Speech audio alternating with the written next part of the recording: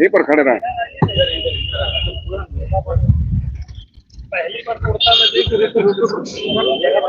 नहीं, पहले भी पहना है, पहले भी पहना है। एक मिनट रुकिए। हेलो हेलो हेलो हेलो, ठीक है।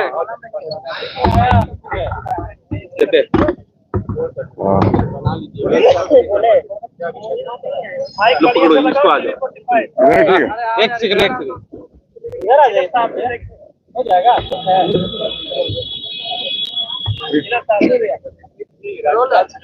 क्या कुछ बातें हुई और क्या मुद्दे रखे आप? जी बिल्कुल, राज्यपाल से हमारी मुलाकात भी हुई और काफी बेहतर तरीके से बातचीत भी हुई।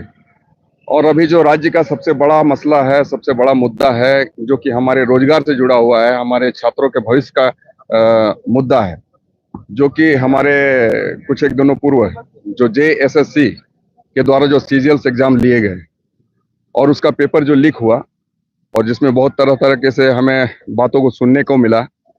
कभी पता चला कि 20 लाख, कहीं 25 लाख, कहीं 10 लाख, 15 लाख के डिमांड किए गए हैं और कहीं ना कहीं इस पूरी परीक्षा को प्रभावित किया गया असामाजिक तत्वों के द्वारा। तो इसको लेकर ही हम राज्यपाल से भेंट करने गए थे और माननीय महोदय ने उन्होंने हमें आश्वस्त किया है कि निश्चित तौर पर हम लोग सार्थक पहल करेंगे। और उसमें जो मामला था कहीं ना कहीं काफी गंभीर है। यहाँ की जो सरकार है, सरकार भी नहीं चाहती है कि हम इस विषय को बेहतर तरीके से जांच करवाएं, क्योंकि सरकार ने कहीं ना कहीं आनन फानन में SIT का गठन किया और SIT में DSP स्तर के पदाधिकारी को नियुक्त किया जो कि उसका सपोर्ट करे। तो हम समझते हैं कि ये जो SIT का गठन किया गया है तो ये महज खानापूर्ति है और इस पर जो पदाधिकारी होने चाहिए वो DG स्तर के पदाधिकारी होने चाहिए, जो कि यहाँ के DSP के स्तर के पदाधिकारी हैं। और फिर जो ED जो इसमें इन्वॉल्व हुई है, केंद्र के द्वारा जो इन्वॉल्व किया गया है, आने वाले दिनों में ये देखने को मिलेगा।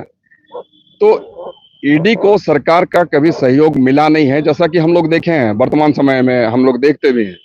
तो आने वाले दिनों में ED का बेहतर सहयोग मिले सरकार का, और ताकि ED बेहतर काम कर सके। और चूंकि इतना ज्यादा इस पर विवाद बढ़ा, लोगों में काफी आक्रोश पैदा हुआ। यहाँ पर तो छात्रों ही नहीं, छात्र के जो अभिभावक हैं उनमें भी आक्रोश भरा हुआ है। यहाँ की जो कार्यशैली है JSSC के द्वारा, चाहे JPSC के द्वारा, आप जानते ही होंगे JPSC ये भी हमेशा विवादों में घिरी रही है। प्रथम और द्वितीय का जो इनका एग्जाम हुआ था उसकी जांच CBI के द्वारा की जा रही है। तो हमने यह भी मांग किया है कि CBI के द्वारा जांच हो और जांच बेहतर हो, ताकि जो दोषी व्यक्ति होंगे वे बख्शे नहीं जाएंगे। और एक जो हमारी डिमांड थी वो थी कि जो हमारे जो बच्चे 31 जनवरी को जो प्रदर्शन कर रहे थे JSSC कार्यालय के बाहर में, चूंकि आक्रोश भरा हुआ था, कोई भी प्रदर्शन करेगा, किसी के भविष्य के साथ खिलवाड़ होता है, कोई भी व्यक्ति आंदोलन करने को बाध्य होगा।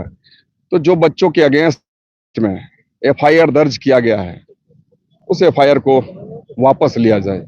ये हमारे एक मामले थे JSSC के, जो कि सबसे गंभीर मामला था।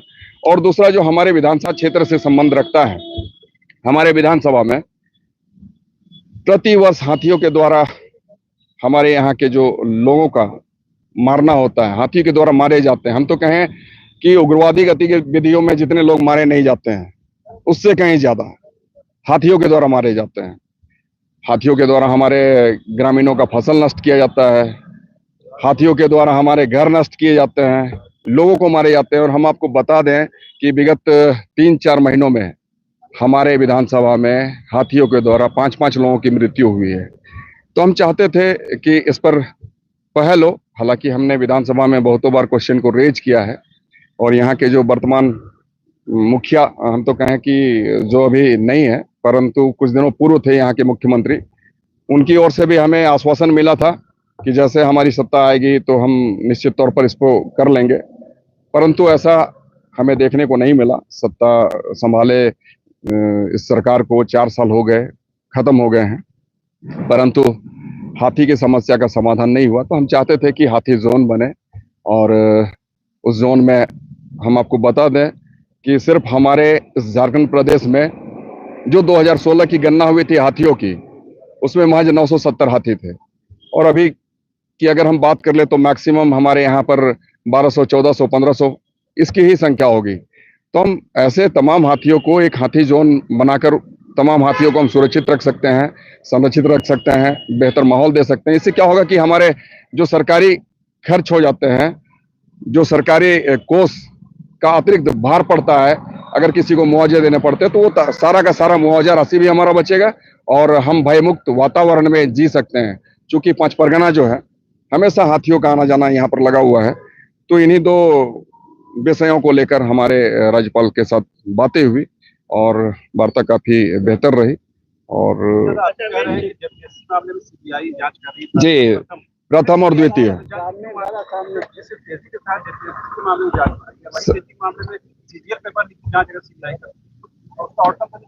बिल्कुल बिल्कुल निकलेगा। नहीं नहीं, ये क्या है कि एसआईटी जांच की अगर बात कर लें तो एसआईटी आपके अंडर की चीज है, सरकार के अंडर की चीज है। और इसमें पदाधिकारी नहीं, बहुत बड़े बड़े महान हस्ती भी शामिल हैं। तो अगर आने वाले दिनों में एसआईटी ही जांच करेगी तो उन्हीं पदाधिकारी और कर्मियों तक ही सिमट कर रह जाएगी। और अगर सीबीआई के जिम्मे सौंपा जाता है तो निसंदेह वैसे वैसे बड़े लोग भी आपको देखने को मिलेंगे, उसके चेहरे भी उजागर होंगे और सही मायने में हमारे जो बच्चे हैं इस झारखंड प्रदेश के, उनके साथ न्याय हो सकेगा। अच्छा अमित जी, अभी जो झारखंड में वर्तमान राजनीतिक जिस तरीके से हेमंत सोरेन जेल गए हैं, कल्पना सोरेन की लॉन्चिंग हुई है, कैसे देखते हैं चंपई सोरेन मुख्यमंत्री है? ये जरा राजनीति वाली बातें हैं और हम चाहेंगे आज जब इतना गंभीर मसला चल रहा हो तो ऐसे मुद्दों पर बात करना उचित नहीं होगा। राज्यपाल क्या बोलेगा? जो राज्यपाल ने कहा कि निश्चित तौर पर हम गवर्नमेंट जो यहाँ की है उनको भी हम हाथी को लेकर भी कहेंगे और ये सीबीआई की जांच कैसे हो इस विषय को भी हम देखते हैं।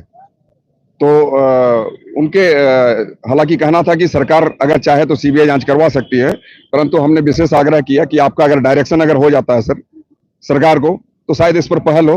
तो सरकार की राज्यपाल महोदय की ओर से ये कहा गया कि निश्चय हम इस पर पहल करते हैं, देखते हैं।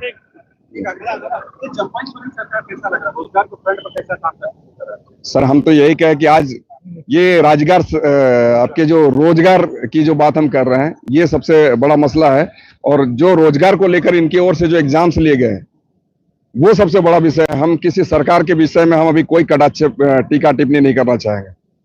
ये बेहतर काम करे, हम यही चाहते हैं, नहीं तो आने वाले दिनों में ये ऐसे ही हमारे बच्चे सड़कों पर आंदोलन करने को बाध्य होते रहेंगे। पीटी की परीक्षा है जेपीएससी, उसमें बहुत सारे छात्र कह रहे हैं कि उसका डेट एक्सटेंड करना चाहिए, आपका क्या मतलब? हम तो यही कहेंगे, अभी तो कोई नियुक्ति बनी नहीं, मतलब नीति बनी नहीं, सॉरी।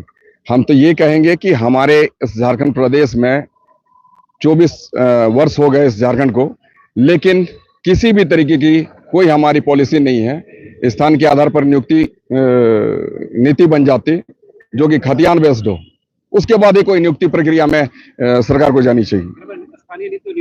बिल्कुल बिल्कुल बिल्कुल, ये बनाने में समय नहीं लगेगा, अगर चाह ले तो, इच्छा शक्ति हो तो इस सरकार की। ये सिर्फ गुमराह कर रही है कि हमने कैबिनेट में ले लाया, हमने विधानसभा में ले लाया और राजभवन में हमने दे रखा है तो राजभवन ने रिजेक्ट कर दिया है। ये बातें सिर्फ और सिर्फ कहीं ना कहीं भ्रमित करने वाली बातें हैं। हम चाहते हैं कि सरकार को ऐसी गलत चीजों से बचना चाहिए, तभी बेहतर होगा। तो आपने सुना किस तरह से जो पूर्व विधायक हैं सिल्ली के, उन्होंने ये बताने की कोशिश की कि भवन ने तमाम विषयों को सुना है और कहीं न कहीं ये बताने की कोशिश हुई है कि जेपीएससी का मामला हो या जेएसएससी सीजीएल का मामला हो, इस मामले में जो सीबीआई जांच की मांग की जा रही है उस पर जेएसएससी ने सकारात्मक रुख दिखाया और ये बताने की कोशिश की है कि वो कहीं न कहीं इस मामले को आगे फॉरवर्ड करेंगे और आगे प्रेषित करेंगे। बहरहाल ये पहला मौका नहीं है जब राजभवन में जेएसएससी सीजीएल पेपर लीक का मामला पहुंचा हो। इससे पहले भी कई छात्र संगठनों ने इस मामले को लेकर के कहीं न कहीं राजभवन से गुहार लगाई है, कई सबूत भी पेश किए गए हैं, लेकिन फिलहाल एसआईटी की जांच चल रही है और एसआईटी की जांच में अभी तक जो गिरफ्तारियां हुई हैं उससे कहीं ना कहीं अभी तक जो मुख्य जो सरगना कहें या कल्प्रिट कहें या फिर किंग पिन कहें उसकी अब तक गिरफ्तारी नहीं हो पाई है। लिहाजा कहीं ना कहीं सवाल तो उठ रहे हैं, लेकिन जिस तरह खुद मुख्यमंत्री चंपई सोरेन कह रहे हैं कि जो एसआईटी का जो डायरेक्शन है वो सही डायरेक्शन में जांच चल रही है, लिहाजा थोड़ा उसका इंतजार करने की जरूरत है। साथ ही उन्होंने ये भी बताने की कोशिश की कि जो पेपर लीक का विषय है वो सिर्फ झारखंड का विषय नहीं है, अन्य राज्यों में भी हुआ। अभी हाल ही में आपने देखा होगा कांस्टेबल भर्ती जो यूपी में हुई है उसमें भी पेपर लीक हुआ है, हालांकि बाद में वहां परीक्षा भी रद्द कर दी गई है। बहरहाल इन तमाम विषयों को लेकर के सिल्ली के पूर्व विधायक अमित महतो ने राजभवन में राज्यपाल सीपी राधाकृष्णन से मुलाकात की है और जो बातें हुई आपने सुना है। हमारी कोशिश ये है कि तमाम जो खबरें हैं आपको रियल टाइम में मिले और जो आपके सरोकार रखने वाली खबरें हैं उन खबरों को हम आपके सामने पेश करें। ऐसी खबरों को अब ज्यादा से ज्यादा प्रचारित प्रसारित करें, सब्सक्राइब करें, कमेंट करें, लेकिन कमेंट जो है संसदीय भाषा में करें और ऐसी खबरों को एक छात्र तक पहुंचाने की आप न्यूज मॉनिटर की इस मुहिम में सहयोगी बनिए, सारथी बनिए। Thank you so much.